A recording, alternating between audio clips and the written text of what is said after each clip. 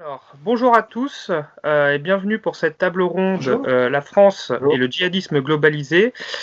Donc je suis Yann Nominé, je vais modérer cette table ronde. Euh, alors, déjà, pour comprendre ce qu'est le djihadisme globalisé, qui est un objet difficile à nommer et à définir, un objet que même les plus éminents spécialistes ont du mal à appréhender totalement. Il faut comprendre et connaître ces grandes phases depuis 1979. Et on va un peu découper cela en phases. D'abord, un acte fondateur de ce djihadisme globalisé, c'est la prise d'otage de la Mecque le 20 novembre 1979 et bien sûr la première guerre d'Afghanistan qui a été un creuset pour une première génération du djihad qui a aujourd'hui, bon, pour les survivants, ils ne sont pas nombreux, mais ils sont quand même là, qui atteignent à peu près la soixantaine. Et c'est un creuset qui montre finalement aux djihadistes, premièrement, qui peuvent battre une superpuissance, qui fut à l'époque l'Union soviétique, et qui a été une superpuissance qui est tout à leur opposé. Le djihadisme, le retour d'un islam politique où Dieu est au centre, face à un communisme athée.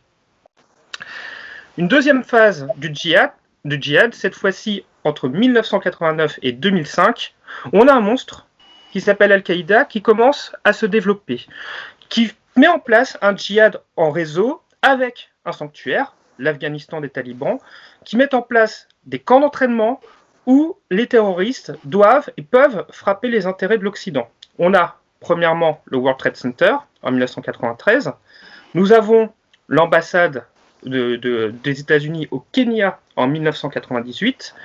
Nous avons l'USS Cole en 2000. En France, nous ne sommes pas épargnés avec la vague d'attentats de 1995, cette fois-ci de la part du GIA. Et bien sûr, le 11 septembre 2001. Seulement, le 11 septembre 2001, s'il est bien sûr symbolique, si bien sûr politiquement il change tout puisque l'Occident va aller se confronter directement au djihad, au niveau de la méthodologie brute des terroristes, il ne change pas forcément beaucoup de choses puisque Al-Qaïda continue de frapper fort et de frapper au niveau des grands centres publics. Là, je parle de Madrid, le 11 mars 2004, et de Londres en juillet 2005. À mon sens, ce qui va véritablement changer la donne, c'est petit à petit un djihad territorialisé à partir des années 2000 qui va se mettre en place avec un grand exemple, c'est celui d'Abu Musab al-Zarqawi. Alors Zarqawi était un djihadiste jordanien qui a mis en place une campagne de violence sans aucune limite dans l'Irak occupé par les États-Unis, c'est-à-dire 2003, 2004, 2005.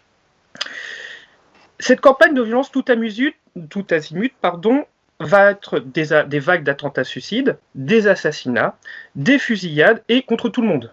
Zarqawi cible les intérêts de l'État irakien, les intérêts des États-Unis, les chiites, et à un tel point que même les leaders d'Al-Qaïda prennent peur face à cette terreur zarqawiste et le rappellent à l'ordre. Cependant, les plus extrémistes, c'est-à-dire ceux qui vont suivre Zarqawi, vont aimer ce que Zarqawi vont faire et vont fructifier cet héritage. Ce djihad territorialisé des années 2000 va investir de plus en plus dans le local ou dans le régional. C'est la création d'AQMI Al-Qaïda au Maghreb islamite en 2007 et d'Al-Qaïda dans la péninsule arabique en 2009. Et le printemps arabe va accélérer cette territorialisation du djihad, création du Front al-Nosra en Syrie en 2012, et qui va amener petit à petit à une suite logique qui va bien sûr échapper à Al-Qaïda, jusqu'à la réduire finalement presque à l'insignifiant, je dis bien presque. C'est la phase numéro 4, celle de 2014 à 2019, c'est celle de l'État islamique, où on a quelque chose de très particulier, puisque Daesh va conquérir des territoires en 2014, va créer un pseudo-État fonctionnel, mais très particulier, car Daesh n'est pas un État au sens où on l'entend nous. Ce n'est pas un État moderne, c'est un État plutôt ancien, voire antique, avec des références historiques, politiques et culturelles issues du Moyen-Âge islamique. Début 2019, Daesh est battu à Baghouz et finalement son expérience étatique est réduite à néant et ne reste aujourd'hui que dans les pensées. Et cette cinquième phase qui s'ouvre aujourd'hui, depuis 2019, est un peu la phase, devrais-je dire, postmoderne. C'est la phase où on a un djihad qui est à la fois globalisé, mais très ancré territorialement, en même temps, devrais-je dire, et une idéologie avec une idéologie toujours vivace et toujours active. Et pour décrypter cette particularité du djihad aujourd'hui, nous avons l'honneur d'accueillir Gabriel Martinez-Gros. Vous êtes historien, spécialiste d'Al-Andalus. Vous avez publié Fascination du djihad, fureur islamiste et défaite de la paix, tout un titre, aux presses universitaires de France. Et vous allez également publier De l'autre côté des croisades aux éditions Humansis Passé Composé d'ici un mois. C'est bien ça ? C'est bien ça. Voilà. Nous accueillons également David Gehuser. Vous êtes spécialiste Asie centrale pour République souveraine. Vous êtes rattaché à l'université de Bordeaux et vous avez coécrit Le chaudron vert de l'islam centra-asiatique aux éditions L'Harmattan, qui est sorti il y a 2 semaines. Et enfin, nous avons l'honneur d'accueillir Madame Caroline Galacteros. Vous êtes fondatrice et présidente du cabinet Planeting, conseil privé et formation en intelligence stratégique. Vous êtes président du think tank Géopragma et vous avez également écrit Manière du monde, manière de guerre. Alors, Monsieur Martinez-Gros, les références des djihadistes sont très particulières puisqu'elles vont plonger dans l'islam médiéval. Donc, quelles sont ces références et surtout, pourquoi ?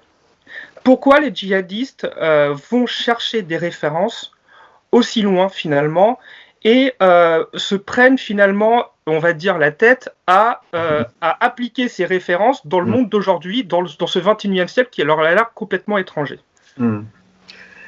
Parce que l'islam est la solution. Vous savez, c'est le slogan des frères musulmans syriens et jordaniens dans les années 90. C'était le slogan. Et vous avez raison de poser la question. C'est un point très, très important. Le djihadisme et d'une manière plus générale, ce qu'on appelle l'islamisme, ne se comprend qu'à condition, et la condition est décisive, que notre modernité échoue. Si notre modernité n'échoue pas, le projet djihadiste n'a pas de sens. Il repose sur l'idée que les infidèles, pour l'instant c'est l'Occident dominant, mais ça pourrait être demain la Chine et après-demain l'Inde, peu importe, que les infidèles échoueront. Et ils échoueront parce que la voie de la modernité est une impasse. Et donc, il faut revenir en arrière. La solution est en arrière et non pas en avant. Il y a un régime d'historicité dans la vision djihadiste du monde qui est totalement inversée par rapport à celle qui a triomphé presque partout. Parce que cette idée que c'est dans nos origines qu'on peut trouver la vérité, la Chine de la fin du 19e siècle l'a connue, l'Inde de Gandhi, à commencer par Gandhi lui-même, l'a proposé, mais toutes ces idées ont été surmontées par l'évidence du triomphe de la modernité, en Chine avec le triomphe du communisme, et en Inde avec la victoire du Parti du Congrès, et même aujourd'hui du BJP, qui est un parti très profondément hindou, très profondément enraciné dans la civilisation indienne, mais qui n'en est pas moins fondamentalement moderniste. Du point de vue politique et sociétal, du moins, le djihadisme et, d'une manière plus générale, l'islamisme va à l'encontre de ces principes. C'est un point très important, d'où d'ailleurs à la fois une chance et un problème. La chance, ce qui semble lui donner raison, et là j'en viens évidemment à mon cher Ibn Khaldoun, c'est que le monde moderne tente à se désarmer. C'est que la civilisation se désarme, par principe parce qu'elle est la civilisation. Elle se désarme à la fois matériellement, et elle se désarme moralement, elle se désarme par la discipline imposée à ceux qui la partagent, elle se désarme par l'urbanisation, elle se désarme par la scolarisation, L'école est une école de la discipline avant tout. Hein. Elle se désarme par la réduction de la taille des familles. Songez que, par exemple, dans les familles chinoises qui en sont à la deuxième génération de l'enfant unique, ça n'est pas la règle générale, mais c'est un cas qui se rencontre en Chine assez fréquemment, un enfant chinois a sur le dos 2 parents et 4 grands-parents, c'est-à-dire 6 adultes, rien que pour s'occuper de lui. Il est impossible pratiquement à cet enfant d'être autre chose qu'un bon élève, extrêmement discipliné, extrêmement craintif et de très peu d'agressivité. Mon frère, qui est entraîneur de football, juge les enfants qui lui sont présentés d'abord par l'agressivité. Et il constate que l'agressivité est en baisse flagrante, puisque ça fait presque 40 ans qu'il fait cette sorte de métier. L'agressivité est en baisse flagrante dans nos banlieues. Le problème de l'islam, en effet, c'est que cette sédentarisation, pour employer les termes d'Ibn Khaldoun, ce désarmement du monde ne touche pas seulement, malheureusement, le monde infidèle, malheureusement pour lui, il touche aussi le monde musulman.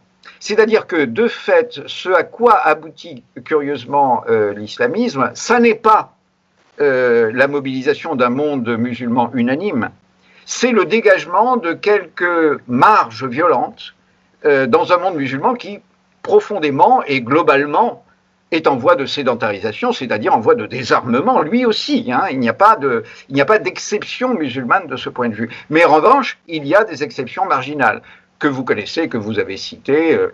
Ça peut être les Kurdes, mais malheureusement pour les djihadistes, je veux dire, les Kurdes ont choisi le parti inverse. Ce sont les Pashtuns en Afghanistan, ce sont un certain nombre de peuples ou d'ethnies en Asie centrale, les Peuls que vous avez cités très justement en Afrique noire. Je ne sais pas moi, les Mapilas qui sont une minorité musulmane extrêmement active et activiste au Kerala. Il y a, et puis en Indonésie, très peu, un peu dans les célèbres, hein, dans les Sulawesi, vous avez quelques minorités très virulentes, dans Mindanao aussi, bien sûr, hein, dans le sud des Philippines. Mais au total, voilà, le djihadisme agit à travers, de façon très khaldounienne, hein, à travers des minorités, à travers des marges, et non pas à travers des peuples rassemblés. Hein, il n'arrive pas. Et ça n'est d'ailleurs probablement pas le but. Hein, ce n'est pas comme ça qu'il pourrait y arriver militairement, en tout cas. Hein. Il n'arrive pas à rassembler des majorités autour de lui. Et je crois très honnêtement que chez les plus lucides des djihadistes, ce but est déjà abandonné. Il est très évident que, par exemple, en Afrique noire, les Peuls suffisent à mener le djihad tel que les organisations affiliées à l'État islamique le projettent. Hein.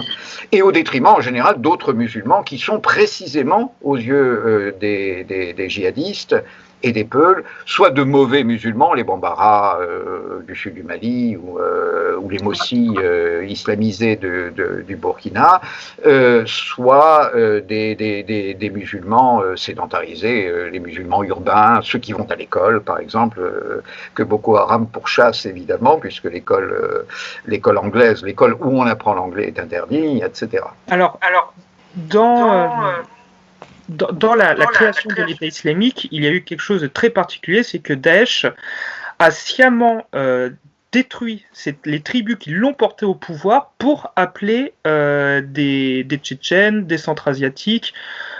Et ça, c'est extrêmement particulier. C'est quelque chose qui n'existe pas, par exemple, dans un État moderne où on ne va pas détruire la population pour justement éviter qu'elles prennent trop d'influence. Alors pourquoi l'État islamique a fait appel à ces populations et a détruit les tribus qui l'ont porté en fait au nu, finalement? Et évidemment, il y a là des références islamiques lourdes. Enfin, j'entends des exemples, des paradigmes liés aux origines de l'islam. C'est le paradigme de la hijra, c'est-à-dire que l'avantage est toujours aux exilés. C'est-à-dire que ce sont des étrangers qui ont créé l'islam. Entendez que l'islam a été créé à Médine par des Mécois. Il a été donc créé par des étrangers au sein d'une population d'accueil.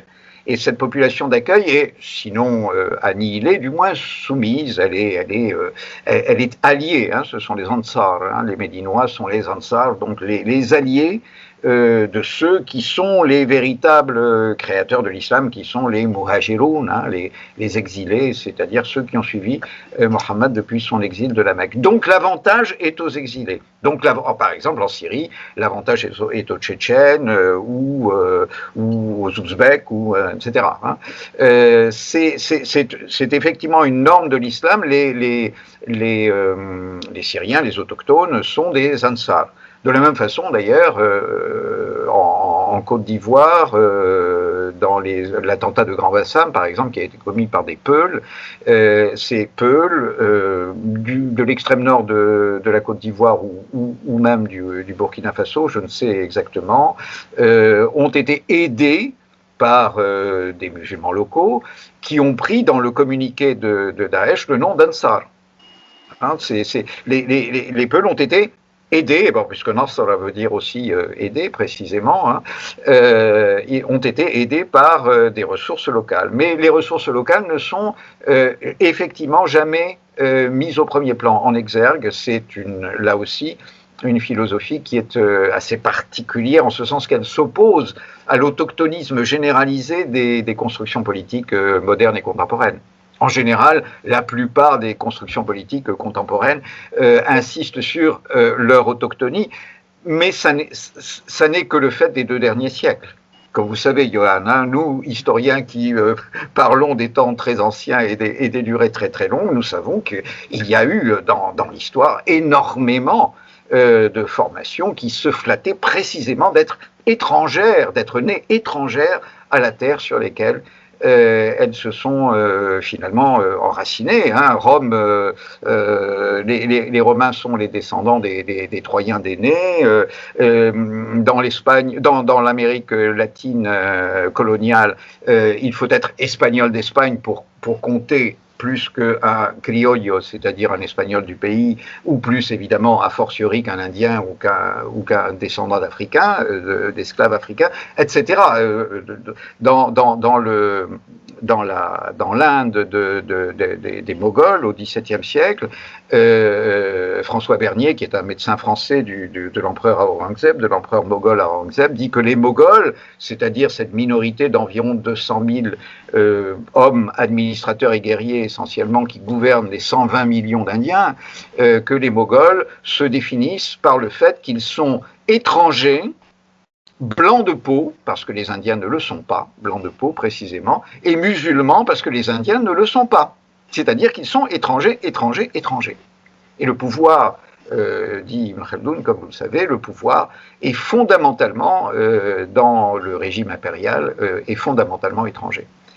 Et donc, en fait, Al-Qaïda ou l'État islamique reprennent ces schémas. Encore une fois, ce sont des schémas très très anciens, et leur avantage, c'est aussi qu'ils sont anciens, puisqu'il y a une ostentation d'archaïsme, hein, bien sûr, dans le mouvement islamiste en général et le djihadisme en particulier. D'accord. David Guézard et Caroline Calteros, est-ce que vous voulez réagir au propos de M. Martinez-Roux? Je rajouterai juste un point, c'est que effectivement, je partage totalement tout ce qui a été dit, hein, sur la réutilisation de l'histoire pour justifier, pour ces mouvements djihadistes, pour justifier leur raison d'être et leur raison d'agir, leur schéma d'action. Mais je voudrais aussi préciser un autre point, que les Tchétchènes notamment, les Tadjiks, les Ouzbeks, intéressaient ces mouvements lorsqu'ils les rejoignaient, de par leur technicité. Parce que, contrairement à d'autres populations qui avaient rejoint l'organisation État islamique ou auparavant Al-Qaïda, ces gens-là apportaient une certaine technicité. On l'a vu par exemple en Syrie. Ils étaient notamment à l'époque d'Al-Shishani, puis après avec Khalimov, tout près du calife. Ils s'occupaient de la garde prétorienne. On a Al-Shishani qui était le ministre de la guerre de Daesh, puis Ralimov qui a pris la fonction ensuite. Et surtout, fait important qui a été minoré ici en Occident, ils avaient quand même pris d'assaut la base de Takba. Et cette base, près de Deir ez-Zor, abritait des avions russes. Il y en avait 4 que les combattants djihadistes centra-asiatiques, caucasiens et centra-asiatiques ont réussi à utiliser. Alors, bien sûr, ils en ont perdu 3. Il y en a un qui est resté. Mais ils ont apporté quelque part une sorte d'embryon d'armée de l'air à l'organisation État islamique. Donc, cette technicité acquise dans l'armée rouge, puisqu'on a dans les fondateurs du mouvement islamique d'Ouzbékistan, le MIO, on a des gens qui étaient des colonels ou des généraux de l'armée rouge. Je pense notamment à Djouma Damangani ou Talhan Batirashvili, qui est devenu Ali Shishani, son nom de guerre. Et donc, ces gens-là ont apporté la technicité. On le voit aussi actuellement sur le front afghan du Nord, où, contrairement à la partie du Nangarhar, qui est plutôt l'autre noyau de l'organisation État islamique Khorasan, en Afghanistan, ce front-là est plus solide du fait de cette technicité apportée par les djihadistes centra-asiatiques et, même s'ils sont un peu moins nombreux, aussi caucasiens. Oui, pour ma part, donc j'ai été très intéressée par ce que Gabriel Martinez-Gros a dit.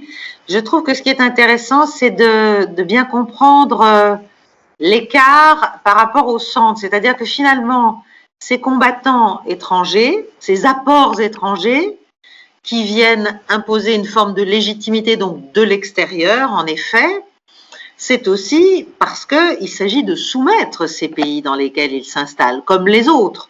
Donc c'est l'histoire des marges dont vous avez parlé au départ, qui est intéressante, et d'ailleurs c'est très intéressant quand on se rapporte à nos pays à nous, parce que ce sont aussi nos pays à nous, notamment en Europe, qui ont des marges fragilisées et qui sont des terreaux idéaux pour l'installation d'une forme de nouvelle légitimité, qui n'est donc pas interne au pays d'accueil, si j'ose dire, mais qui s'appuie sur une base fragilisée, sur une base fragmentée, sur des marges, pour installer sa légitimité.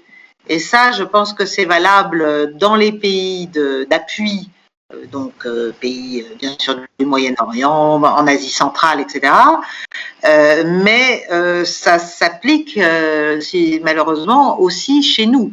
Donc ça pose aussi, en termes de lutte et de lutte contre ces phénomènes et contre ce djihad mondialisé, ça appelle évidemment des politiques publiques adaptées pour éviter de rendre trop perméables et trop poreux ces marges à l'emprise idéologique, à l'emprise de l'idée de pureté, à l'emprise de l'idée justement d'un message, d'un mouvement, d'un élan qui viendrait compenser, si j'ose dire, des faiblesses intrinsèques au pays lui-même en question. Bon, mais je parlerai tout à l'heure. Voilà, mais c'est ce que ça m'évoque. C'est ce que ça m'évoque. Voilà. Très bien. D'accord. Alors, moi, ce qui m'a marqué particulièrement par rapport à tout ça, c'est les représentations que peuvent susciter ces djihadistes venus des marges. C'est-à-dire qu'il y avait une anecdote où il y avait un cadi syrien de l'État islamique qui avait fui les Daesh quand ça commençait à mal tourner, qui relatait qu'à un moment donné, Raqqa était bombardée, comme souvent, par l'aviation américaine ou russe, et il a vu un Tchétchène sortir en plein milieu de bombardement et hurler à la face des avions « Bande de koufars, venez me chercher, je suis là ». Et il relatait admiratif, ils sont exceptionnels. Et ça, c'est aussi une représentation qui fait que même s'ils ne sont pas nombreux, ces ethnies dites combattantes génèrent une aura où les autres vont finalement se placer en position de soumission. Alors qu'individuellement, alors certes, certains ont eu un entraînement militaire plus poussé, alors qu'individuellement, ils ont une valeur combattante certes supérieure, mais sur le terrain, j'ai envie de dire, un obus reste un obus, hein, et il fait les mêmes dégâts au corps humain à n'importe qui, que vous soyez tchétchène, français, arabe ou chinois.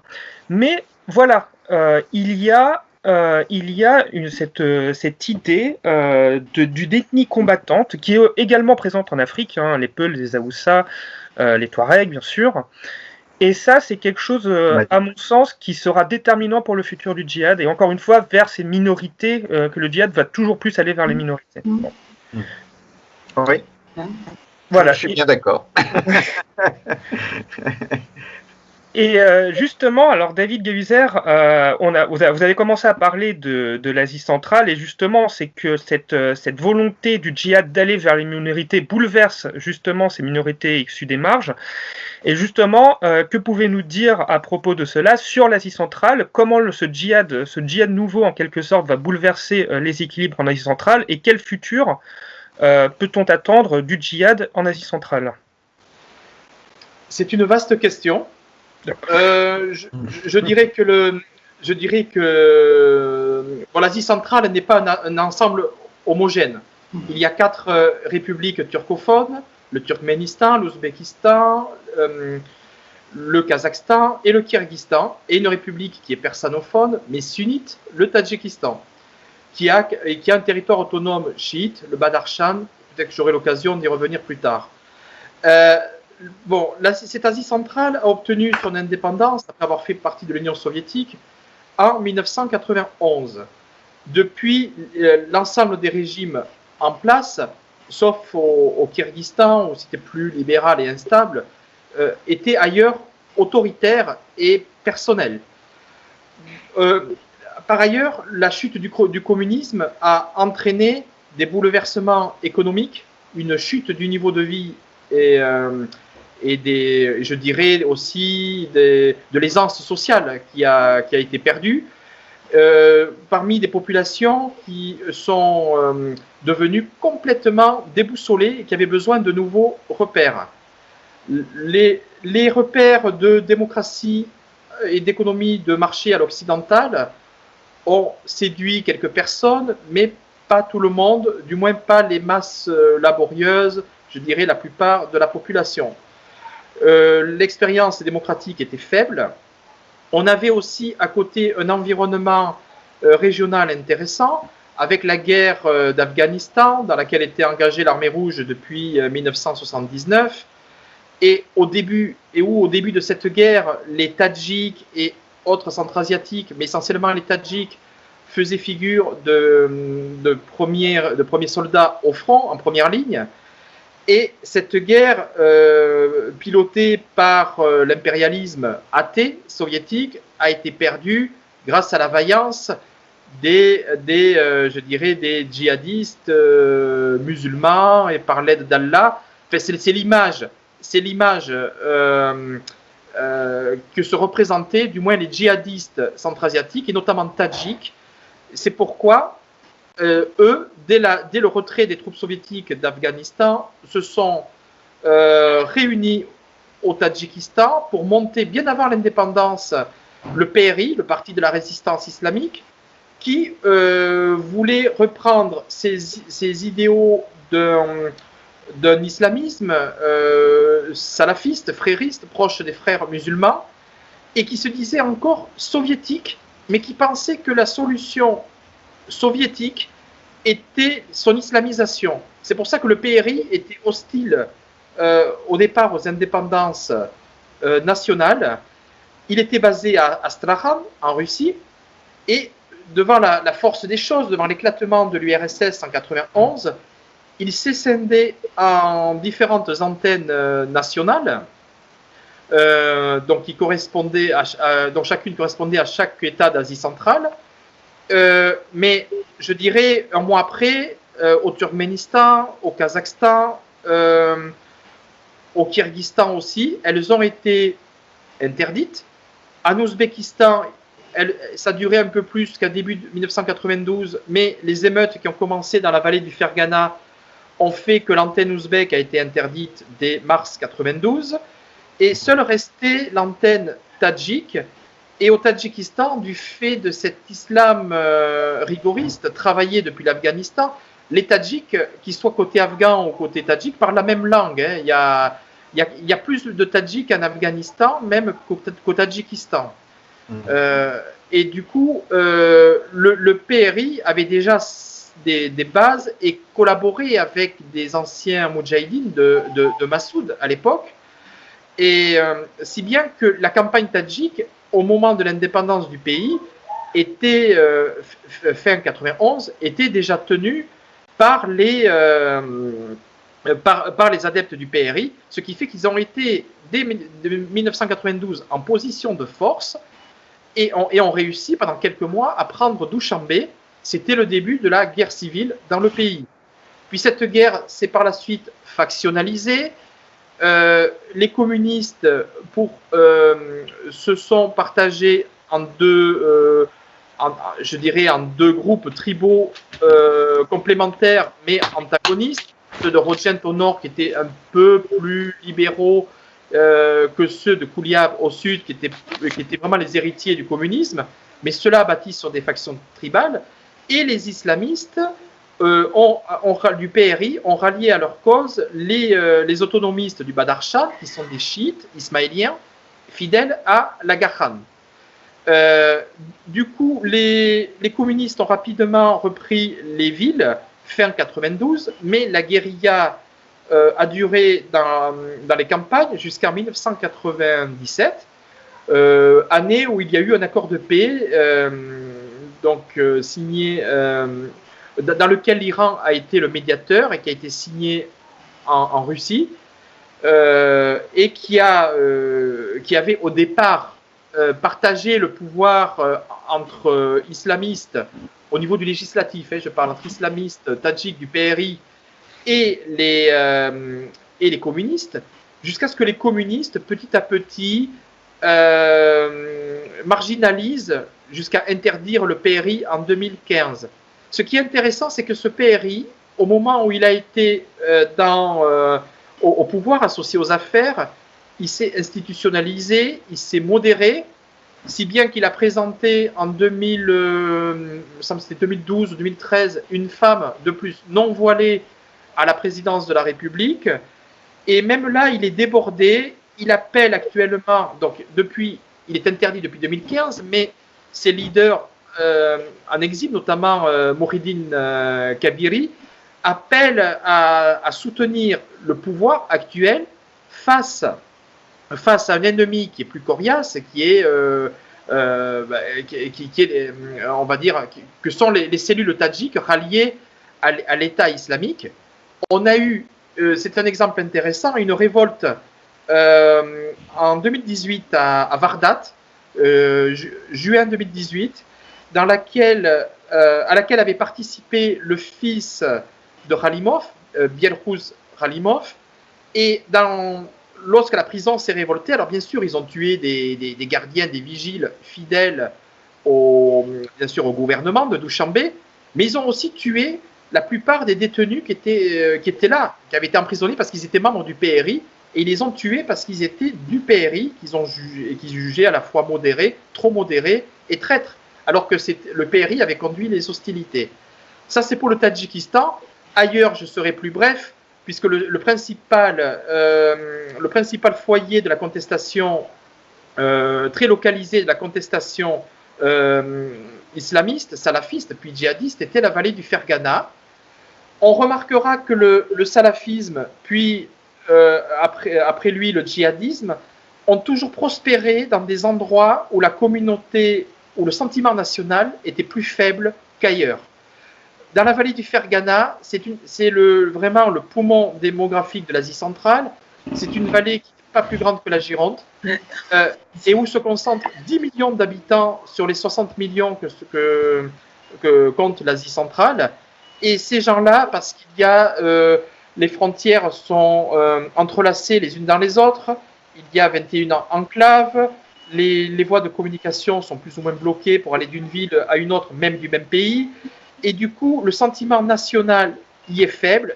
Et souvent, l'aspect social des hérités y est plus fort, puisqu'aucun État ne s'occupe de ces gens-là, en raison à la fois de l'accessibilité, des enclaves et bien sûr du sentiment national, ce qui a généré justement des prises d'enclaves par le mouvement islamique d'Ouzbékistan pendant 3 ans, en 1999, 2000 et 2001, et syndrome de la faiblesse régionale, l'armée de terre kirghize avait été balayée par le MIO en 1999, et c'est l'aviation ouzbèque qui a dû intervenir en territoire kirghize pour déloger les guérilleros djihadistes. Ensuite, on a 2 autres foyers du salafisme cette fois-ci. On n'a pas encore de mouvement, de gens qui officiellement ont montré leur adhésion au djihadisme, même s'il y a eu des départs vers la Syrie puis vers l'Afghanistan.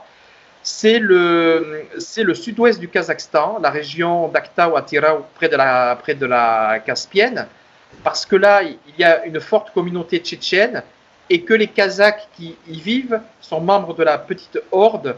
C'est une horde qui a toujours été opposée au pouvoir central qui est détenu par la Grande à Astana, aujourd'hui Nur-Sultan, et ils ont toujours été marginalisés. Et l'autre région, pour les mêmes raisons bien sûr, est la région du sud-est du Turkménistan, la région de Merv, qui est proche de l'Afghanistan, région de Seratabat, toujours aussi proche de l'Afghanistan, parce que les groupes turkmènes qui sont dans l'administration officielle ne sont pas proches du pouvoir du point de vue tribal. Donc, comme le rappelait si bien M. Martinez-Gros, on a là effectivement des groupes marginaux, c'est en quelque sorte une revanche des marges, puisque ailleurs, on a quand même un sentiment national fort et du coup une sécularisation qui a mieux réussi.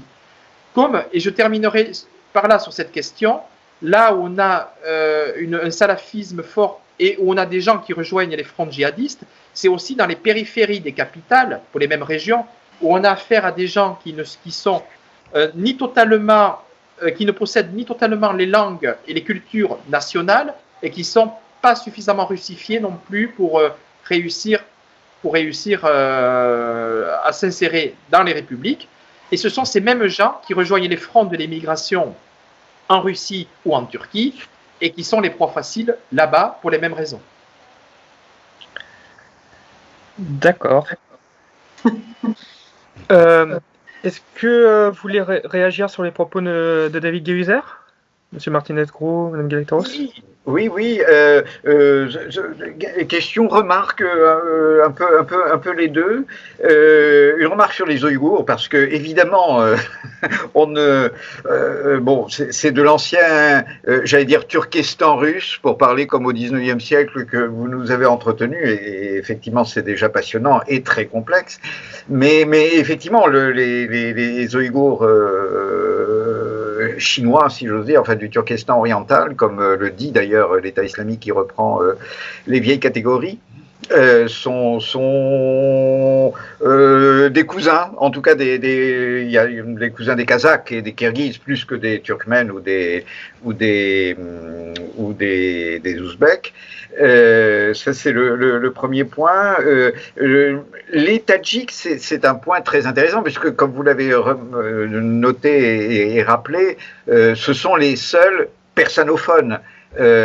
Tout comme les populations du nord de l'Afghanistan qui sont aussi tadjiks, enfin du nord et de l'ouest, à Herat, qui sont aussi effectivement tadjiks, c'est-à-dire persanophones.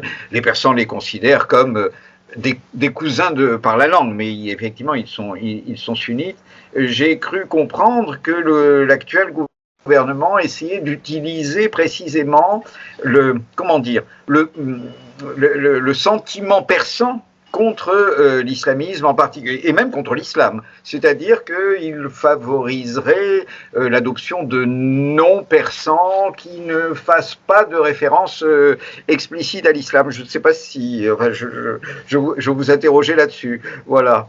Et puis bon, la différence entre Kirghiz et Kazakh d'un côté, Ouzbek et Turkmène de l'autre, elle est quand même assez marquée. je pense, encore que, comme vous l'avez dit, on penserait plutôt que c'est chez les Ouzbeks et les Turkmènes qu'on va trouver, c'est-à-dire les plus islamisés, les plus anciennement islamisés, qu'on va trouver les djihadistes, et comme vous l'avez remarqué, il y en a au Kazakhstan. Il n'y en a peut-être pas tellement en Kirghizie, puisque ce sont en fait des Ouzbeks, comme vous l'avez expliqué, dans la région d'Osh, mais au Kazakhstan, ce sont des Kazakhs et des Tchétchènes, il est vrai. Hein. Alors bon, voilà les questions, remarques, questions. Je vais réagir sur les 3 points. Voilà. Peut-être que je vais réagir d'abord, puis je passerai la parole après à Caroline Galacteros. Volontiers. À moins que vous vouliez que je vous pose aussi, enfin que je. Non, mais allez-y, répondez à cette. Je ne peux pas rappeler, c'est pour ça. Ouais, c'est exactement, c'est mieux. Sur les Ouïghours, je voudrais quand même noter quelques points. C'est qu'effectivement, aujourd'hui, ils ont toujours été en prise depuis la fin du XVIIIe siècle, donc du pouvoir chinois. Mais on a, sous couvert de rééducation professionnelle, de centres de formation professionnelle, on a aujourd'hui l'existence de camps de rétention, j'ose pas dire d'extermination, mais on va dire de camps de travail. De stérilisation, semble-t-il, en partie, hein, oui. De stérilisation des populations en âge de progrès. Enfin, on ramènerait, semble-t-il, la population ouïghour à l'enfant unique, ce qui suffit effectivement à la faire vieillir rapidement. Tout à fait. En tout cas, il y a une négation de la volonté ouïghour, et aujourd'hui, n'importe qui chez les Ouïghours, pour un simple acte, ne serait-ce que par exemple de ne pas vouloir manger du porc le jour où c'est obligatoire en Chine le vendredi, c'est une provocation par rapport au monde musulman. Apparemment, dans les restaurants administratifs, on mange du porc le vendredi en Chine. Donc, le moindre refus entraîne, pour des actes aussi anodins, des choses aussi anodines. Les Ouïghours sont internés dans ces camps. Il serait plus d'1 500 000. Près d'1 million, on n'a pas de statistiques exactes, seraient disparus ou décédés. Donc, il se passe une répression épouvantable aujourd'hui au Xinjiang. Mais ce que je voudrais préciser sur le Xinjiang, c'est que les Ouïghours, comme les Ouzbeks et Tadjiks, sont des sédentaires, ils appartiennent aux civilisations des oasis. Absolument. Ce qui fait que ces civilisations-là, ces peuples-là, sont quelque part, paradoxalement, du fait de la force de la Mahala, c'est-à-dire du quartier local, sont plus ou moins préservés contrairement à ce que l'on pourrait voir dans l'ouest du Kazakhstan, mais aussi dans les banlieues défavorisées de Bishkek au Kyrgyzstan ou de Nur-Sultan ou d'Almaty au Kazakhstan. Ils sont préservés des recrutements justement de Daesh, de l'État islamique, parce que l'État islamique cible ou ciblerait, je dirais, depuis 2015, ces recrutements en milieu nomade pour suppléer justement au vide, au vacuum idéologique et religieux. Puisque les peuples nomades avaient jusque-là une certaine conception très imparfaite, très aléatoire, très superficielle de l'islam mêlé au chamanisme. Et on le voit aussi que, sans être nomade, mais pour les mêmes raisons, au Nouristan, l'ancien Kafiristan afghan, on a eu pas mal de recrutements là, parce que l'État islamique arrive avec des repères, toujours pour une société déboussolée. Par contre, et c'est vrai que c'est ce qui explique qu'il y a eu quand même des départs nombreux chez les Ouïghours, mais on va dire que par rapport à la répression subie, l'engagement ouïghour dans le djihadisme, si on prend les chiffres forts, dans le djihadisme, on est sur maximum 200 000 personnes, maximum sur les 7 700 000 Ouïghours. Par ailleurs, le problème du Xinjiang concerne aussi les autres ethnies turcophones ainsi que les Tadjiks, puisque les Ouïghours occupent majoritairement la partie sud, jusqu'à Urumqi. Au-delà, il y a toute la partie nord qui est essentiellement kazakh, et les Kazakhs les Kazakhs du Xinjiang subissent aussi le même traitement, comme les Kirghizes du Kyzyl ou les Tadjiks de Tashkurgan, qui sont dans la même région. Pour les Tadjiks, ce traitement différencié, je dirais, dans le djihadisme, c'est vu aussi au niveau militaire, puisque dans l'État islamique, les Tadjiks, donc, qui étaient présents déjà dans la garde prétorienne, qui ont réussi à imposer Khalimov. Khalimov, c'était quand même l'ancien chef des Aumônes, donc des forces spéciales du pays, qui était parti en 2015, qui était parti après avoir eu un stage de formation aux troupes d'élite aux États-Unis. Il est parti discrètement donc dans la zone syro-irakienne pour rejoindre Daesh. C'est le personnage le plus gradé, mais on a aussi des gouverneurs qui sont partis là-bas ou qui sont partis dans le nord afghan, qui ont fait défection parce qu'ils sont mal payés, parce qu'aussi l'ensemble des postes clés au Tadjikistan est détenu par les proches du clan de Kuliab, du clan de Rahman. Ce que je veux dire par là, c'est qu'au niveau de l'État islamique, quand on reprend la description de Giustozzi, d'Antonio Giustozzi, qui a travaillé sur l'État islamique Khorasan, donc, et sur l'apport des katibas, donc des milices djihadistes centra-asiatiques, on voit que les Tadjiks, le bataillon, la katiba tadjik dépendait directement de l'État central et non pas de l'organisation État islamique Khorasan, puisque, pour résumer un petit peu pour ceux qui nous écoutent, pour l'État islamique, chaque partie conquise est une province. Il s'imagine un califat mondial. Chaque partie du monde, après, constituerait une province de ce califat mondial idéalisé, rêvé. Mais les Tadjiks ne combattraient pas, dans leur schématisation théorique, pour l'État islamique Khorasan. Alors après, ils peuvent, mais ils dépendent directement du noyau dur, du centre, au même titre que les Arabes. C'est un privilège.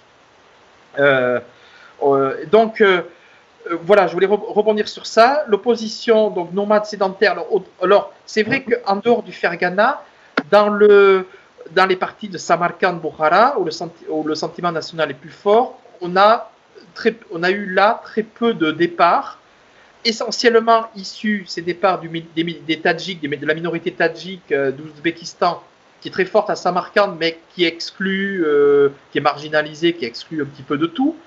Mais justement, le système clanique, le système des mahallas, tous ces liens de familiarité, de quartier qu'on a dans les civilisations sédentaires d'Oasis, avec la force du candidaton, a réussi à empêcher ces départs. Et parfois, lorsqu'il y a eu des départs, souvent, ça ne s'est pas fait sur place. Ça, je tiens à le préciser.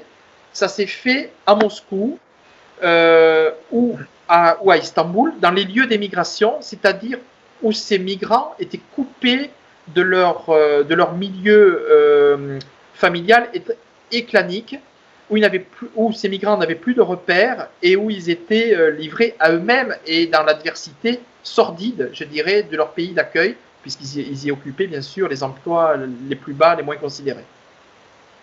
Et le jeu du persan contre l'influence islamiste. Oui, alors le pouvoir de Rahman, justement, d'Emomali Rahman, président tadjik, au pouvoir donc depuis 92, ça a été de mettre effectivement cette politique en avant. Donc on reprend les anciens noms de héros persans. Par exemple, pour la monnaie, c'est le samani, la monnaie tadjik. On met des statues. Des statues persanes, on glorifie les anciens héros, mais les anciens héros persans, pas uniquement tadjiks. Les Tadjiks pensent qu'ils ne sont que l'extension orientale du monde de l'Iran. voilà, du monde iranien. Ouais. Donc, c'est remis à l'honneur. Les dames, ça c'est une anecdote qui va vous faire sourire, sont obligées d'arborer, au Turkménistan aussi, mais au Tadjikistan, d'arborer des tenues traditionnelles persanes. Et bien sûr, ne pas porter de foulard. Elles doivent dénoncer d'ailleurs celles qui en portent. Donc, il y a des dénonciations anonymes. Ces tenues sont superbes, sont magnifiques en soi, elles sont éclatantes. Mais quand la température descend dessous de 0, elles ont un peu froid. Elles n'ont pas le choix. Pourtant, il faut qu'elles montrent comment elles sont. Il faut qu'elles montrent leur personnalité.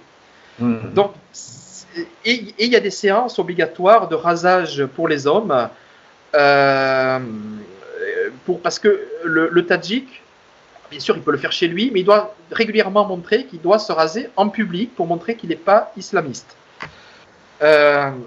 Donc on arrive à des situations ou à des anecdotes complètement absurdes. Et bien sûr, toute la toponymie des villes, la toponymie des noms de lieux reprennent toujours les noms persans. Il y a la perspective Roudaki, il y a Navaï. Alors bien sûr, je précise que certains héros persans en Asie centrale sont récupérés par les nations. Par exemple, Alisher Navaï est considéré comme tadjik au Tadjikistan, ouzbek oui, en Ouzbékistan. Turc, oui, c'est ça. Oui. Alors, Madame Galacteros, vous avez une réaction concernant l'intervention de David? Écoutez, c'est un tel niveau d'expertise et de détails. C'est tout à fait passionnant. Je me rends compte que je ne sais quasiment rien de tout cela. Je n'ai que quelques idées générales sur la question.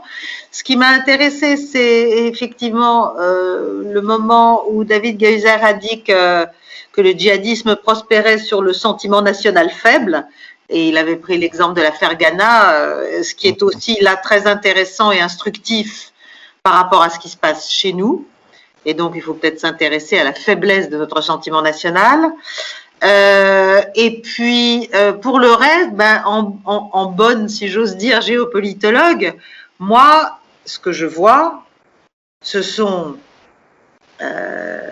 des courants djihadistes, des groupes, des groupuscules, qui agissent les uns par rapport aux autres dans une dynamique certes locale, mais l'intérêt et à mon avis l'enjeu, c'est de comprendre qui s'en sert, qui les instrumentalise, qui les aide, qui les arme, qui leur permet aux uns et aux autres à tel ou tel moment de sortir, de sortir comme des diables de leur boîte et de pouvoir éventuellement déstabiliser des États. Et pour moi, ce qui est intéressant, c'est de relier tout ça à l'enjeu que constitue désormais l'Asie centrale et à l'échelle eurasiatique, si vous voulez, dans la grande lutte qui est maintenant celle de la Chine qui s'avance avec ou sans la Russie,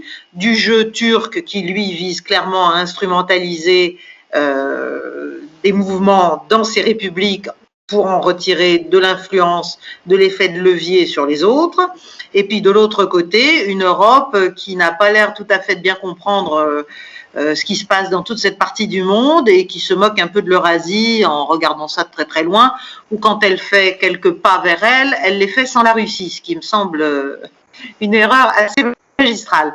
Donc voilà, moi je vois ça un peu, j'allais dire, en surplomb, donc forcément de manière bien moins précise et peut-être pertinente, mais ce qui est important, c'est quand même tous ces mouvements, c'est pas la génération spontanée, je veux dire, ils sont arrivés là, effectivement tout a commencé en 79, mais on a créé tout cela. Donc ça nous échappe, ça se retourne contre nous, ça grandit, ça s'oppose. il y a des divisions, des regroupements, des alliances, des contre-alliances, mais enfin, on ne déstabilise pas les États tout seul, on ne s'installe pas, on ne s'ancre pas dans des populations, si faibles soient-elles en termes de sentiment national, tout seul. On ne survit pas si longtemps tout seul. Donc voilà, c'est pour moi ce qui est aussi l'un des enjeux en termes de lutte et de réponse à un djihad mondialisé, c'est aussi de tarir un peu quand même les sources de ce soutien multiforme. Voilà ce que j'aurais à dire en réponse. Je peux peut-être apporter un ou deux éléments, volontiers, si vous le permettez là-dessus. C'est juste un complément parce qu'effectivement, vous avez vraiment très bien planté le décor régional géopolitique. Donc, juste sur la traduction du soutien des forces du salafisme ou du djihadisme, depuis 1979, donc on a eu en général un soutien saoudien au PRI. Donc je dirais à des forces salafistes traditionnelles. Puis les financements se sont diversifiés avec le Qatar, le Koweït, Bahreïn, les frères musulmans en Égypte depuis 2005. Après, on a eu aussi en parallèle, depuis 2000, surtout au Kyrgyzstan, parce que c'était plus libre qu'ailleurs, une montée des réseaux turcs, notamment gulenistes, mais pas que. Et quand il y a eu le fameux coup d'État en Turquie, donc en 2016, Erdogan a réussi à faire fermer partout les institutions gulenistes, sauf au Kyrgyzstan où le gouvernement kirghize a fait de la résistance pour arriver à un modus vivendi en nationalisant les institutions gulenistes et en les protégeant. Je soulignerai quand même un autre point intéressant, même s'il est un peu marginal par rapport à ça, c'est le réseau des universités d'Asie centrale, University of Central Asia. Ça a été monté par la fondation Aga Khan, qui, lui, donc l'Aga Khan a mis en place dans des villes reculées, comme à Narin au Kyrgyzstan, Almaty, bon là on est toujours près des montagnes, mais quand même, enfin, c'est plus connu, mais c'est près des montagnes, voilà.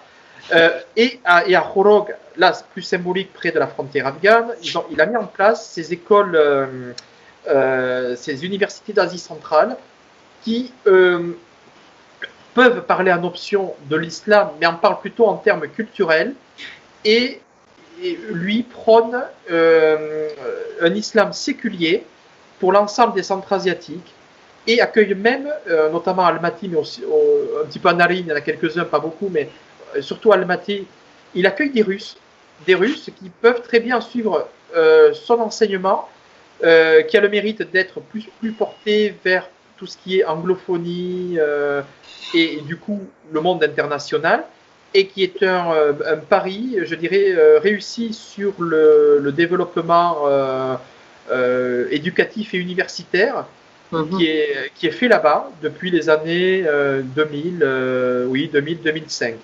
Ça, c'est quelque chose d'assez intéressant. Dans les établissements turcs, je précise que les Russes non musulmans, il pouvait y avoir accès, mais petit à petit, des cours de religion avaient commencé à leur être imposés, et donc ils se sont retirés de là. Par ailleurs, chez les Kirghizes, où l'islam est plus, où le pays, je dirais, est plus ouvert, on a une montée de l'islam, des leaders, je dirais, partisans d'un islam politique. On l'a vu avec les manifestations contre Charlie Hebdo à Bishkek et dans des villes plus moyennes du pays, où l'islam globalisé, je dirais, s'imposait dans le pays, même s'il restait marginal.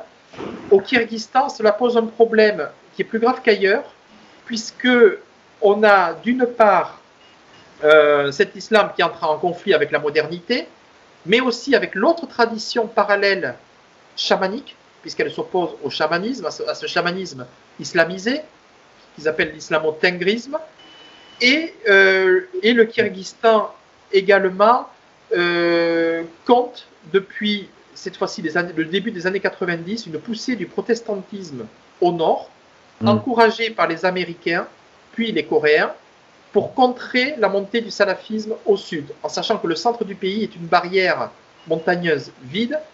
Donc on a petit à petit une désarticulation du pays, ce qui précipite justement annuellement la fréquence des révolutions dans le pays. C'est passionnant. Les évangélistes sont partout. Eh oui. Alors, pas seulement en France. deux points que je voulais remarquer dans ce que vous avez dit et qui m'ont particulièrement intéressé. Le fait que, et ils sont d'ailleurs liés, le fait que le djihadisme, le salafisme s'implante aujourd'hui plus profondément chez les Bédouins, par exemple, enfin, chez les populations plus traditionnellement bédouines, dont on aurait jugé l'islam hétérodoxe moins facilement pénétré par le djihadisme, traditionnellement hétérodoxe du moins, comme par exemple les Kirghizes ou les Kazakhs, et précisément le fait que c'est souvent dans cet islam traditionnellement hétérodoxe que se recrutent aujourd'hui les salafistes et les djihadistes les plus virulents, étrangement. Alors pas partout, certainement pas en Afrique, mais en Indonésie, c'est le cas. C'est-à-dire en Indonésie, c'est plutôt dans les régions Abangan, comme on disait autrefois, c'est-à-dire de l'islam rouge, que les djihadistes sont aujourd'hui originaires, et non pas, par exemple, du vieux pays sundanais, c'est-à-dire des régions les plus profondément musulmanes du pays, voire même d'Aceh, c'est-à-dire les régions qui sont très, très, très traditionnellement musulmanes. Ça, c'est un point intéressant, je trouve. Ouais. J'ai apprécié. Je suis d'accord, évidemment, Mme Galacteros, avec ce que vous disiez, ça va de soi. Ça présente simplement le danger de ne pas prendre l'islam, et par conséquent l'islamisme, trop au sérieux. En fait, l'islam a vraiment une histoire qui est, bon, ça chacun sait, qui est très, très, très ancienne, très profonde, etc. Mais cette chose que nous appelons l'islamisme, elle date en fait, disons-le franchement, de la fin du XIXe siècle. C'est-à-dire que ça a déjà, si on en pousse les racines, si on en cherche les racines un peu anciennes, ça a déjà plus d'un siècle d'existence, un siècle et demi d'existence. Ça commence avec probablement Al-Afghani, qui était un Afghan, enfin non pas un Afghan, il se nommait l'Afghan, mais en fait il était iranien et persan et chiite. C'est pour éviter le discrédit que précisément son chiisme pouvait jeter sur son action qu'il s'est auto-nommé Al-Afghani. Ça date d'Abdul Hamid, le grand sultan ottoman de la fin du XIXe siècle. Donc, c'est des choses qui sont tout de même très, très anciennes maintenant, très enracinées. Alors, évidemment, longtemps, ce pari de l'échec de la modernité a paru fou. Mais aujourd'hui, c'est ça l'important, finalement. Aujourd'hui, il paraît pas si fou que ça, parce que l'idée, c'est que l'Occident est en train d'échouer, bien sûr, et qu'après lui, ceux qui voudront en prendre la place, qu'ils soient chinois ou indiens, échoueront encore plus nettement. C'est la, entre guillemets, folie de l'Occident, qui anime en grande partie l'allant djihadiste. Tout à fait. Effectivement, nos conceptions sociétales en particulier sont à l'opposé total de ce qu'on éprouve et de ce qu'on pense dans nos banlieues. Il n'est pas nécessaire d'aller jusqu'au Tadjikistan ni jusqu'en Ouzbékistan. Il suffit de passer le périphérique parisien pour mesurer qu'il y a une distance incommensurable, une opposition frontale entre ce qu'on pense de l'homosexualité d'un côté et de l'autre, par exemple. Alors, justement, sur le côté de cette menace du djihadisme, la France doit avoir une place particulière, des alliances particulières, une stratégie particulière. Est-ce que, Madame Calacteros, vous pouvez nous éclairer un petit peu davantage sur ce sujet? C'est bien ambitieux. Bon, écoutez, moi, je peux faire quelques observations et puis peut-être quelques recommandations à la fin. Oui.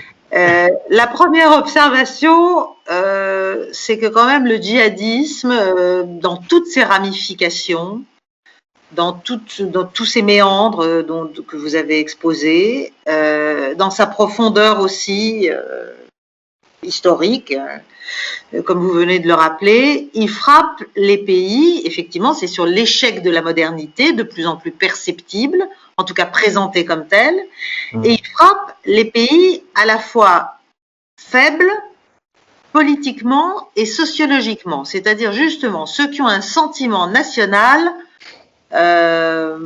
qui s'affaisse. Ceux qui renoncent à eux-mêmes, ceux qui renoncent à leur histoire, ceux qui renoncent à leurs valeurs, ceux qui renoncent...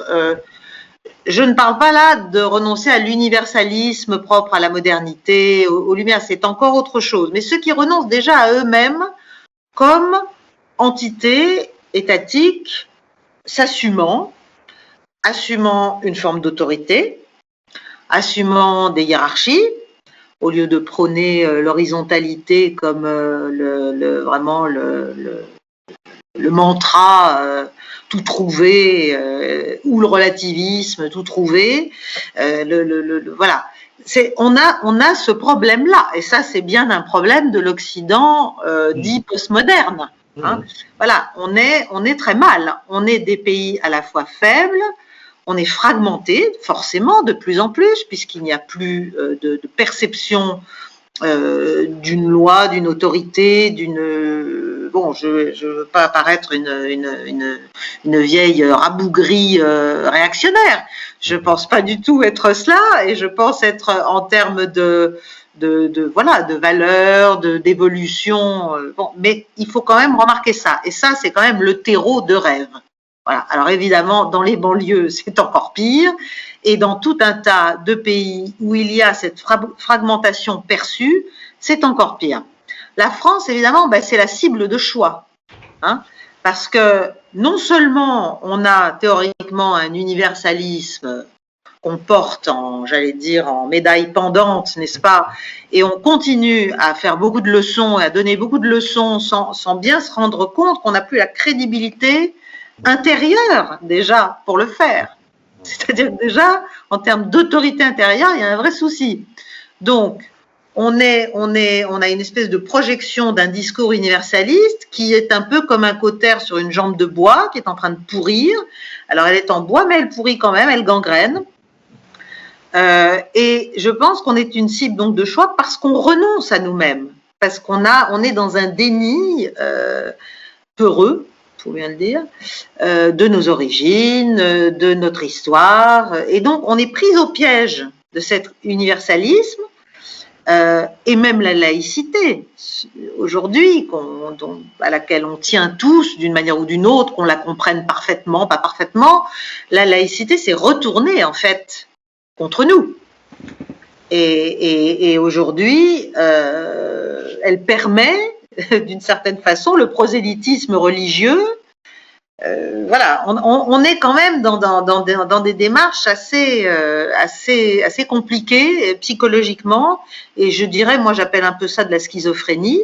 Alors ça se voit encore plus entre notre politique étrangère et notre politique et nos problèmes de sécurité intérieure, c'est-à-dire qu'on ne fait pas tout à fait le lien.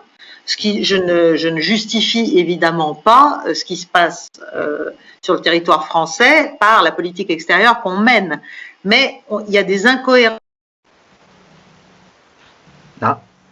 en fait à tous ces gens. C'est des cadeaux, on leur fait des cadeaux d'argumentaire, des éléments de langage, si j'ose dire, tout trouvé sur le thème. Écoutez, voilà, la France qui va aider à démanteler tous les États laïques du Moyen-Orient, par exemple, hein, l'Irak, la Syrie, la Libye. Eh bien, cette France-là, après tout, elle se préoccupe de tyrans ou de figures tyranniques affichées et consolidées, mais en même temps, elle fait un appel d'air extraordinaire à tout un tas de gens qui se disent bon ben donc le djihad est une bonne chose, on y est encouragé d'une certaine manière. Donc ça, on a un vrai problème là-dessus, qui n'est pas loin de la question que m'a posée Johan Nominé sur nos alliances, parce que d'abord, je pense que vous m'entendez? Oui, ça va. Oui, ça va.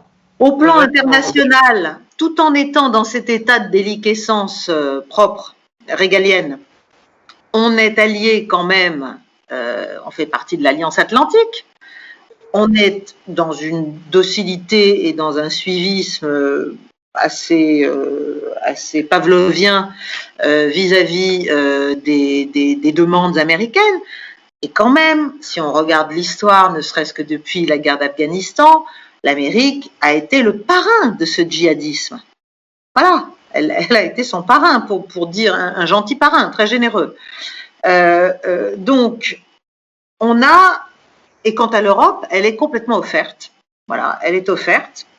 Et à l'intérieur de cette alliance atlantique, dont on nous explique que c'est le pilier de la défense européenne, qu'on ne peut pas vivre sans elle, qu'on ne peut pas être en sécurité sans elle en Europe, nous avons un État qui est la Turquie. Alors moi, je n'ai rien contre les États. Hein. Je suis un peu, vous avez compris, un peu gaulienne dans l'esprit. Donc moi, voilà, les dirigeants, les gouvernants, bon, il y a des régimes, il y a des États. Mais là, on est dans une alliance avec un pays qui a maintenant une posture tout à fait assumée de projection d'influence et de puissance, et qui, au sein même de l'OTAN, je dirais, est sur beaucoup de théâtres, dont le Moyen-Orient, dont l'Asie centrale, dont désormais le Caucase du Sud de manière très ouverte, dont la Méditerranée orientale, enfin je veux dire, ça avance d'une manière assez inquiétante, propose un modèle alternatif à celui de tous les pays européens, et la France en premier lieu, puisque la France est la seule qui a encore un petit outil militaire un peu sérieux, propose un modèle islamiste qui est terriblement légitime, de plus en plus légitime par l'état de notre société. Et ça, c'est le modèle frères musulmans. Donc là, on ne parle pas du wahhabisme, etc. On parle de ce modèle par le bas, mais qui n'est pas un modèle de stabilité, ni un modèle laïque, ni un modèle compatible, ni un modèle quoi que ce soit. Donc on a un vrai problème d'alliance, c'est-à-dire au cœur même de ce qui est théoriquement le socle de notre sécurité collective européenne. Là, il y a un vrai hiatus qu'il va falloir que la France, quand même, à un moment donné, se décide à régler. Par ailleurs, notre diplomatie est donc très incohérente. Elle s'est longtemps réduite quand même à de la diplomatie économique et à des ventes, voilà, enfin, on peut nous faire beaucoup de choses si on accepte de nous acheter quelques trucs, quoi. Vous voyez ce que je veux dire? Donc, on se retrouve au Moyen-Orient dans une décrédibilisation totale. On a été sorti du jeu complètement. Et donc, il faut revoir toutes ces alliances. Revoir toutes ces alliances, ça passe par 2-3 petites choses. Bon, ça passe déjà par nous-mêmes, c'est-à-dire qu'il faut changer de posture mentale, changer de posture morale, passer à un état de lucidité minimale. Ça passe ensuite par une analyse très froide de ce qui se passe à l'échelle eurasiatique, parce que moi je pense que l'Eurasie, c'est vraiment désormais le territoire naturel de rebond et d'expansion d'une Union européenne qui est quand même en très très mauvaise posture, à tous les plans de vue, pas seulement stratégique et sécuritaire. Et là, qui trouvons-nous? Nous trouvons celui qu'on nous présente comme un ennemi quasi irréductible et inchangé et qui est toujours le même. On trouve la Russie. Or, tout est fait pour empêcher l'Europe et même la France de se rapprocher de la Russie. C'est clair et net. Par ailleurs, au Moyen-Orient, nous sommes engagés très mal dans un jeu où nous n'avons plus d'influence. On le voit au Liban, on le voit en Syrie, on le voit en Libye, on le voit même en Égypte d'une certaine manière. On se rend bien compte qu'on est petit à petit, à force de suivisme, eh bien, on n'est plus perçu comme une puissance capable de définir ses intérêts nationaux et de les porter, de faire des choix et de dire oui, non, là c'est bon pour moi, là c'est pas bon pour moi, là je n'y vais pas et j'y vais pour telle et telle raison. Bon, ça on sait pas faire, on sait plus faire. Donc on est maintenant dans une situation très compliquée. Enfin, l'Iran, que l'on nous vend comme l'autre grand méchant, source d'une déstabilisation régionale voire globale, eh bien en fait c'est le pôle, à mon avis, d'équilibre stratégique sur lequel nous devrions aussi nous appuyer. Alors là aussi, il ne s'agit pas de parler du régime, des mollahs, ce n'est pas le sujet, ce sont des réalités géopolitiques. Donc, si tout le monde s'entend pour faire haro sur le baudet et déstabiliser cette puissance-là, et si nous nous prêtons à ce jeu, ne serait-ce en acceptant finalement le démantèlement de l'accord nucléaire, en prétendant qu'on veut le sauver, mais en même temps en expliquant qu'il faut le réviser aux conditions américaines, ce qui revient à peu près à l'enterrer, eh bien, on va se retrouver véritablement non seulement inexistant, insignifiant stratégiquement, mais on va perdre une influence, notre voix, je ne parle même pas de notre signature, mais notre voix diplomatique va être noyée, être éteinte, et les conséquences sécuritaires et les conséquences sur l'encouragement donné à l'implantation et à la consolidation de mouvements djihadistes sur notre sol sera totale, parce qu'il n'y aura plus rien, il n'y aura juste plus rien en face. Alors on donnera des gages, on fera un pas en avant, un pas en arrière, etc. Mais c'est pas une politique. C'est pas une politique. Voilà ce que je peux dire d'une manière un peu spontanée et un peu vive, sans doute. Non, très bien. Mais bon. D'accord. Alors, est-ce que vous avez des réactions? Et puis après, bon, il est censé nous rester un quart d'heure, donc après, je vais faire une petite conclusion rapide une fois les réactions passées. Voilà. David? Oui, juste un petit complément à cette très, très brillante analyse que je partage totalement. Juste un petit point de complément pour dire que on a besoin aujourd'hui de se rapprocher de la Russie sans pour autant, bien sûr, cautionner la politique officielle de ce pays, comme d'autres puissances d'ailleurs. Juste comme vous l'aviez, Caroline Galacteros, justement rappelé pour l'Iran, il faut tenir compte juste de l'aspect géopolitique. Il faut se rapprocher de la Russie. Il faut que nous ayons une politique d'équilibre et non plus d'intégration d'un camp ou de l'autre d'ailleurs. Et c'est ça qui créera, par ce côté plurivectoriel, qui créera notre indépendance nationale.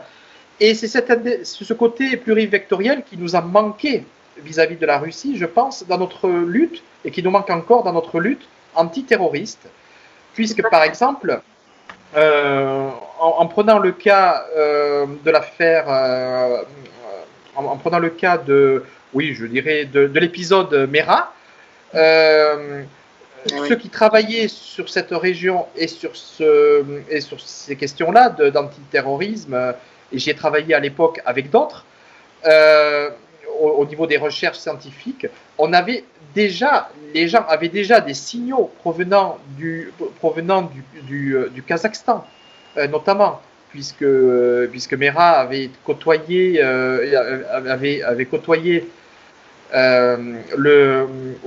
Orhan Bulsin-Munatov, qui était le chef du Jund al-Khalifat kazakh, qui était en Afghanistan, et cette personne-là, après, avait été capturée par les troupes pakistanaises, extradée au Kazakhstan, et sous la torture, avait lâché des aveux qui, dès janvier 2012, nous annonçaient, des aveux dans la presse russophone, kazakh puis russe, nous annonçaient des attentats prévus dans des villes du sud de la France. J'ai là encore des articles. Et lorsque des personnes commençaient à alerter notre pays de ce danger, il aurait été systématiquement répondu que pour des raisons internes ou suprêmes que je ne comprends pas, que d'autres ne comprennent pas non plus, qu'il ne pouvait être donné de crédit à des sources russophones. Et alors qu'elle nous alertait sur nos dangers nationaux. Voilà, je voulais préciser juste ce point. Le caméra est un exemple, il y a bien d'autres cas similaires. Mais bien sûr, pardonnez-moi, je réagis, je suis entièrement d'accord. Nous devrions avoir une coopération de renseignement, une coopération sécuritaire et de lutte antiterroriste très, très intense et très, très dense avec la Russie, parce que ils sont extrêmement bien informés, et pour cause, et depuis longtemps, et depuis toujours. Ils ont ensuite des réseaux diplomatiques, enfin, une diplomatie très complète, je dirais, une diplomatie intégrale. Ils ont une vision assez intégrale de la diplomatie, c'est-à-dire aussi très liée au service.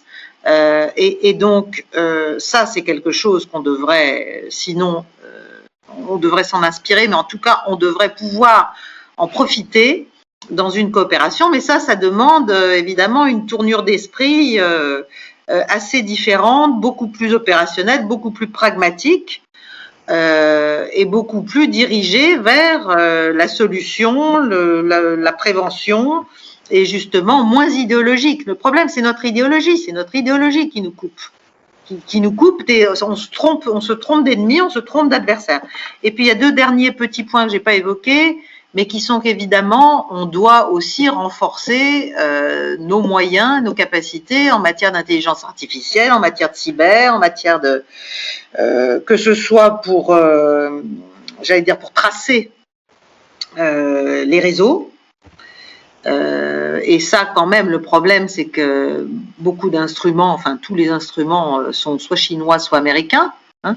Donc là, on a un problème aussi d'indépendance et d'autonomie. Et puis pour les transferts d'argent, parce que ça, je pense aussi que ça peut être extrêmement intéressant en matière de prévention. Bon, nos services font un travail remarquable, mais on peut encore aller, à mon avis, infiniment plus loin et développer cette espèce mais pour ça, il faut percevoir la menace. Il faut comprendre d'ailleurs aussi, pour revenir à la Russie, quand même, elle traite. Elle a quand même 12% de sa population, j'ai pas les derniers chiffres, mais c'est à peu près ça, 12% de sa population de confession musulmane.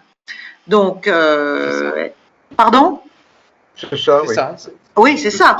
Voilà. Donc, et le gouvernement, le Kremlin, les services, enfin bon, il y a tout un réseau, tout un maillage de contrôle, mais aussi réglementaire, mais aussi il y a une manière de faire qui font qu'ils identifient les gens, qu'ils savent, ils ont une cartographie très très forte que nous n'avons certainement pas au même niveau sur notre territoire, et aussi une manière de faire à la fois non pas des compromissions, mais des accords, trouver des modus vivendi avec des communautés en désignant des chefs, etc., en les contrôlant par un certain nombre de biais dont nous devrions nous inspirer. C'est-à-dire que je pense que la Russie, en matière de gestion de l'islam politique déjà, a beaucoup à nous apprendre. Donc il faut initier cette coopération. Il ne faut pas attendre que ça nous saute vraiment à la figure. Je rajouterai juste un dernier point. Oui. Pardon. Oui, allez, bon, d'accord. Moi, c'est très court ce que j'ai à dire. Je suis tout à fait d'accord avec ce que disait Caroline, donc je n'irai pas beaucoup plus loin. La première chose, deux points où j'approuve complètement, et un point simplement où je suis un peu plus réservé.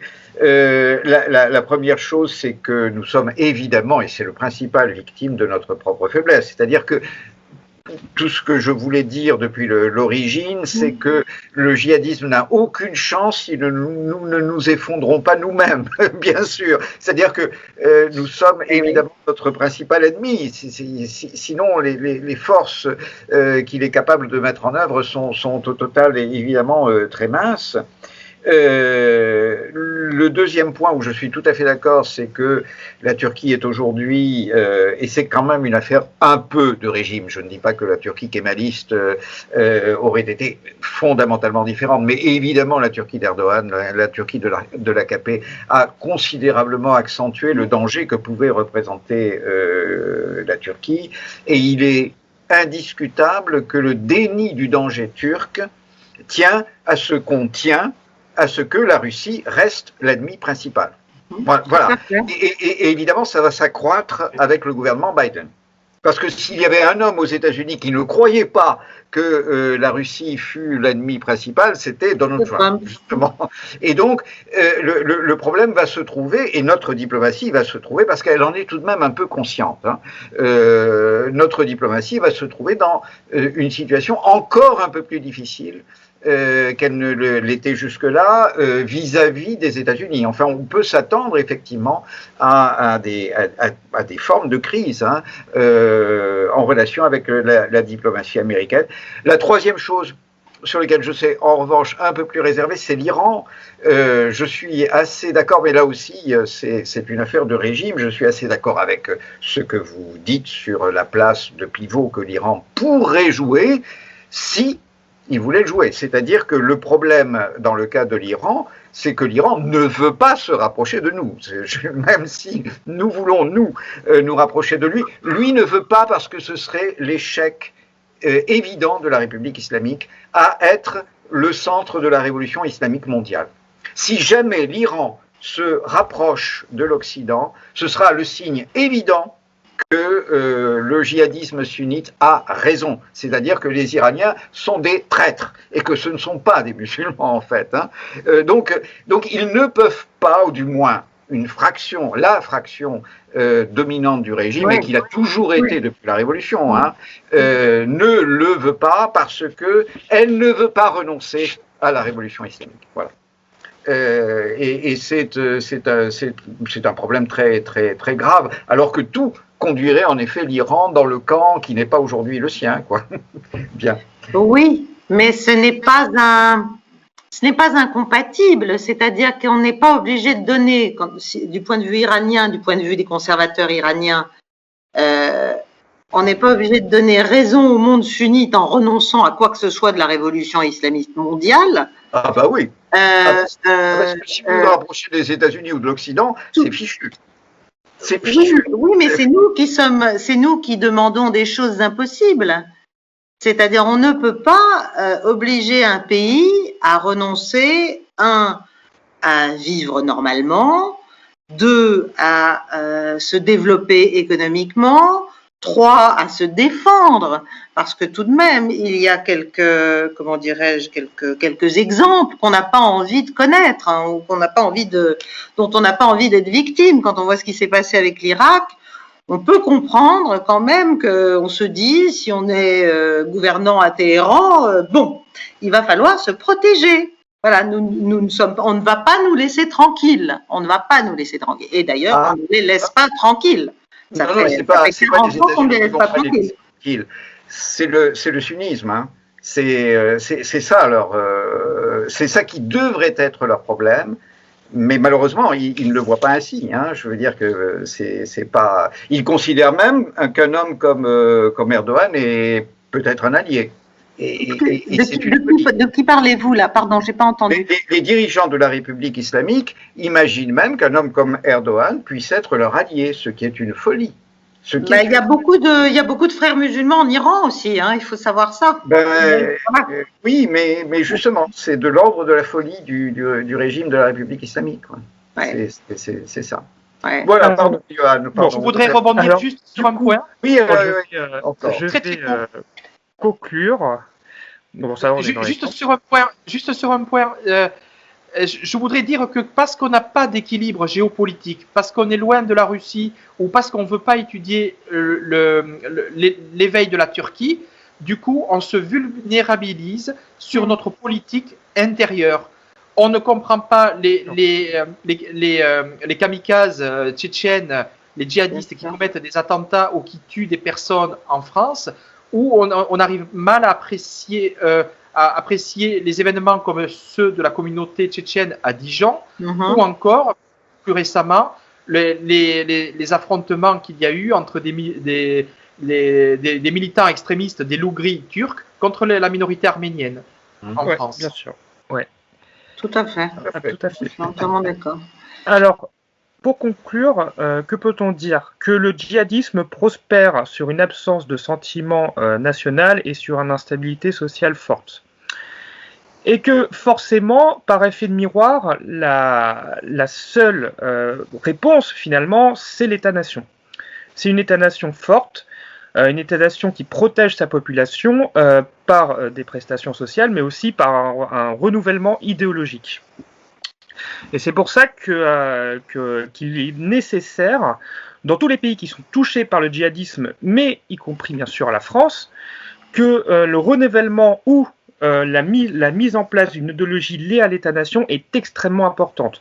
Nous prenons l'exemple du Mali, nous prenons l'exemple de l'Afghanistan, nous prenons l'exemple de la Syrie. Il faut construire ou reconstruire un sentiment national. Or, aujourd'hui, nous sommes dans une réponse presque, je dis bien presque exclusivement militaire. Or, les réponses presque exclusivement militaires, et on le voit depuis la défaite de l'Union soviétique en Afghanistan, puis à celle, maquillée en retrait, mais quand même, disons-le, américaine en Afghanistan, que au mieux nous pouvons contenir le djihadisme comme les Romains contenaient les barbares hors du Limès. On sait comment ça finit. Et que finalement, à la fin, c'est toujours l'Occident qui s'épuise. Et donc, il est nécessaire, en dehors d'une armée forte qui a repris ses outils et ses capacités de production, de construire une souveraineté pour ces pays. Et c'est ce à quoi s'attelle République souveraine, par la mise en place d'une France forte, libre et indépendante, hors de l'Union européenne et de l'OTAN. Et bien sûr qui souhaite se rapprocher de manière géopolitique, c'est-à-dire sans vraiment cautionner les politiques des autres pays, je pense par exemple à la Russie, dans le but seul de mettre fin à ce monstre qu'est le djihadisme. Voilà. Merci à vous. Merci. Merci.